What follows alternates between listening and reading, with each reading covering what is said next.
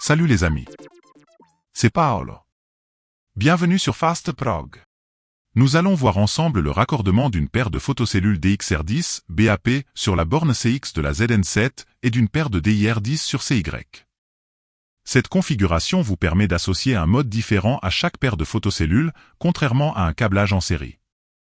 Par exemple, il vous est possible de faire en sorte que le passage devant une paire provoque la réouverture du portail pendant la fermeture en cas de passage entre celles-ci et que le passage devant l'autre paire déclenche la refermeture du portail pendant l'ouverture en cas de passage entre ces dernières. Je vous expliquerai ensuite comment les activer sur la carte de commande ZN7. Mais si d'autres dispositifs de sécurité sont déjà branchés sur CX et CY, alors vous pourriez effectuer un branchement en série. Voici en haut à droite un lien pour le schéma de câblage en série des photocellules, si besoin. Pensez toujours à mettre hors tension votre automatisme avant toute intervention sur la carte de commande. Voici représenté en haut le bornier de la carte ZN7. Plus bas à gauche, la cellule réceptrice RX et à droite, la cellule émettrice TX de la paire de cellules DXR10 BAP. Plus bas encore, l'émettrice RX et à droite, la réceptrice TX de la paire de cellules DIR10. Il est préférable de ne pas poser les RX et les TX du même côté, afin d'éviter que les émetteurs et les récepteurs des différentes paires n'interfèrent entre eux.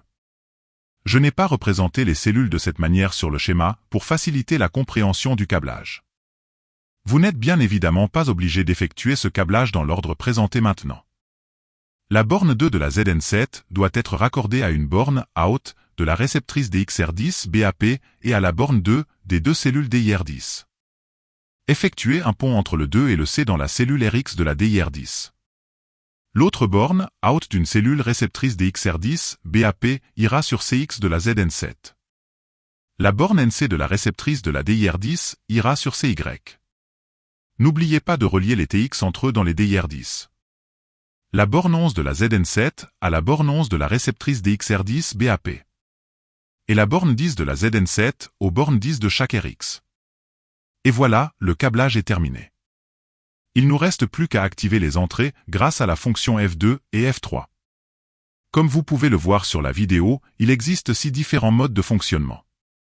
Pour l'activation de l'entrée CX, remettez l'automatisme sous tension et appuyez sur la touche entrée de la ZN7 jusqu'à voir apparaître F1. Puis appuyez sur la flèche de droite pour atteindre F2. Appuyez sur entrée, l'écran affiche Off. Appuyez sur la flèche de droite, l'écran affiche C1, C2, C3, etc. Sélectionnez la fonction désirée et appuyez sur Entrée, l'écran revient sur F2. Pour l'activation de l'entrée CY, appuyez sur la flèche de droite pour atteindre F3. Appuyez sur Entrée, l'écran affiche Off. Appuyez sur la flèche de droite jusqu'à la fonction désirée. Appuyez sur Entrée pour valider le choix, l'écran revient sur F3. Enfin, appuyez sur ESC, l'écran s'éteint. Si au contraire, la carte affiche un défaut de sécurité C1 ou C2 ou autre C, cela signifie qu'il y a un souci de câblage, d'alignement ou d'alimentation sur une ou les deux paires de photocellules. Afin de le déterminer, je vous conseille de désactiver l'entrée CX ou CY et d'observer sur quelle entrée se trouve le problème. Contrôlez la présence de tension entre les bornes 10 et 11, elle doit être d'environ 24 volts alternatifs, si ce n'est pas le cas, contrôlez les fusibles. Contrôlez également la tension entre les bornes 10 et 2, elle doit être d'environ 12 volts alternatifs. Assurez-vous que rien ni personne ne se trouve entre les photocellules, que l'alignement des photocellules entre elles soit bon et que la pile dans les cellules TX ne soit pas défectueuse et bien positionnée. La cellule TX des DIR10 possède un fusible à contrôler également. Voici en vidéo la signification des voyants LED des DXR, dont celle vous permettant de vérifier l'alignement. Revérifiez à nouveau le bon câblage. En dernier recours, si après tous ces contrôles, le défaut persiste, alors le test le plus efficace consistera à débrancher les photocellules, les décrocher des piliers, de les apporter à proximité de la ZN7, de les espacer de 1 mètre l'une de l'autre, et de les raccorder avec des fils apparents uniquement. Cette technique vous permettra de déterminer si vos photocellules sont défaillantes ou pas, puisque vous ne pourrez plus avoir de doute sur le raccordement ou l'alignement. Et si à la fin tout va bien, alors parfait. Si cette vidéo vous a permis d'être plus rapide et efficace, continuons à travailler ensemble. N'oubliez pas le pouce ou le petit commentaire et n'hésitez pas à vous abonner afin de découvrir le monde facile de FastProg. De nouvelles vidéos sont fréquemment ajoutées à la chaîne.